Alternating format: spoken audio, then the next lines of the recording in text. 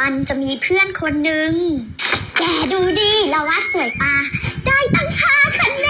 นเฮ้ยดูเราก่อนเราไม่เคยได้เยอะขนาดนี้เลยได้6 เต็ม 10คือ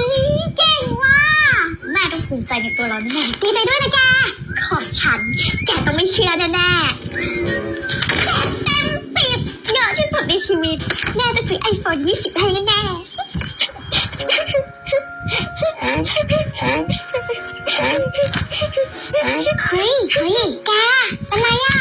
แกเข้าไปถามดิเฮ้ยเดี๋ยว